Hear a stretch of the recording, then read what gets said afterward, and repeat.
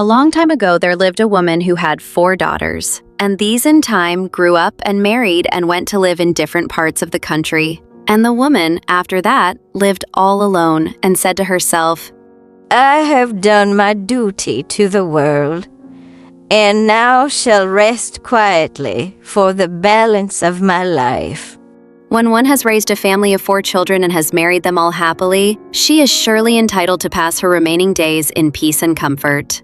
She lived in a peculiar little house that looked something like this picture.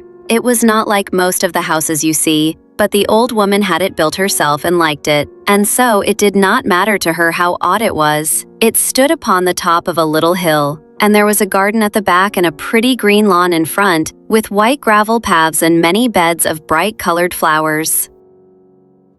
The old woman was very happy and contented there, until one day she received a letter saying that her daughter Hannah was dead and had sent her family of 5 children to their grandmother to be taken care of. This misfortune ruined all the old woman's dreams of quiet. But the next day, the children arrived, 3 boys and 2 girls, and she made the best of it and gave them the beds her own daughters had once occupied, and her own cot as well, and she made a bed for herself on the parlor sofa. The youngsters were like all other children and got into mischief once in a while, but the old woman had much experience with children and managed to keep them in order very well, while they quickly learned to obey her and generally did as they were bid. But scarcely had she succeeded in getting them settled in their new home when Margaret, another of her daughters, died and sent 4 more children to her mother to be taken care of. The old woman scarcely knew where to keep this new flock that had come to her fold, for the house was already full. But she thought the matter over and finally decided she must build an addition to her house. So she hired a carpenter and built what is called a lean-to at the right of her cottage, making it just big enough to accommodate the 4 new members of her family. When it was completed, her house looked very much as it does in this picture. She put 4 little cots in her new part of the house, and then she sighed contentedly and said, Now all the babies are taken care of and will be comfortable until they grow up. Of course, it was much more difficult to manage 9 small children than 5, and they often led each other into mischief, so that the flower beds began to be trampled upon, and the green grass to be worn under the constant tread of little feet, and the furniture to show a good many scratches and bruises. But the old woman continued to look after them as well as she was able, until Sarah, her 3rd daughter, also died, and 3 more children were sent to their grandmother to be brought up. The old woman was nearly distracted when she heard of this new addition to her family, but she did not give way to despair. She sent for the carpenter again and had him build another addition to her house, as the picture shows. Then she put 3 new cots in the new part for the babies to sleep in, and when they arrived, they were just as cozy and comfortable as peas in a pod.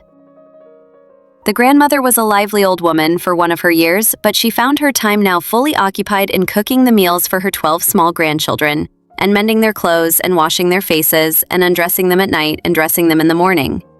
There was just a dozen of the babies now, and when you consider they were about the same age, you will realize what a large family the old woman had, and how fully her time was occupied in caring for them all. And now, to make the matter worse, her 4th daughter, who had been named Abigail, suddenly took sick and died, and she also had 4 small children that must be cared for in some way. The old woman, having taken the other 12, could not well refuse to adopt these little orphans also. I may as well have 16 as a dozen, she said with a sigh. They will drive me crazy someday anyhow, so a few more will not matter at all. Once more she sent for the carpenter and bade him build a 3rd addition to the house, and when it was completed she added 4 more cots to the dozen that were already in use. The house presented a very queer appearance now, but she did not mind that so long as the babies were comfortable. I shall not have to build again, she said, and that is one satisfaction.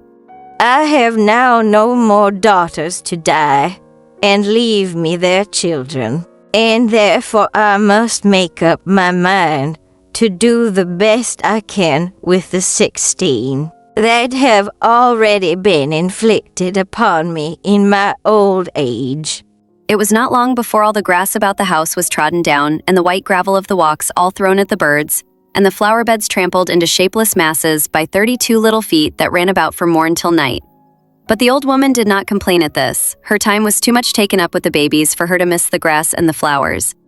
It cost so much money to clothe them that she decided to dress them all alike so that they looked like the children of a regular orphan asylum.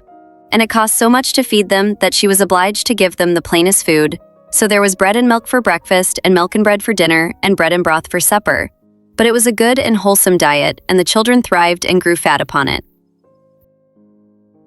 One day, a stranger came along the road, and when he saw the old woman's house, he began to laugh.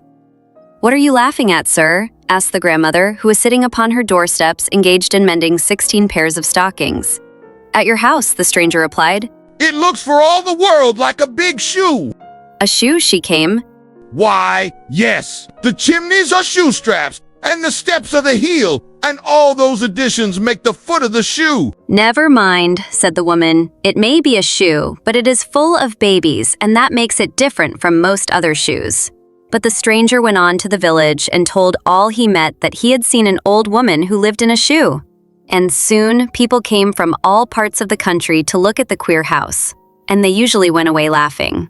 The old woman did not mind this at all. She was too busy to be angry. Some of the children were always getting bumped heads or bruised shins or falling down and hurting themselves, and these had to be comforted. And some were naughty and had to be whipped, and some were dirty and had to be washed, and some were good and had to be kissed.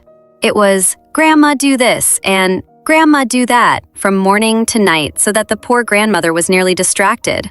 The only peace she ever got was when they were all safely tucked in their little cots and were sound asleep. For then at least she was free from worry and had a chance to gather her scattered wits. "There are so many children," she said one day to the baker man, "that I often really don't know what to do." "If they were mine, ma'am," he replied, "I'd send them to the poorhouse, or else they'd send me to the madhouse." Some of the children heard him say this, and they resolved to play him a trick in return for his ill-natured speech. The baker man came every day to the shoe house and brought 2 great baskets of bread in his arms for the children to eat, with their milk and their broth.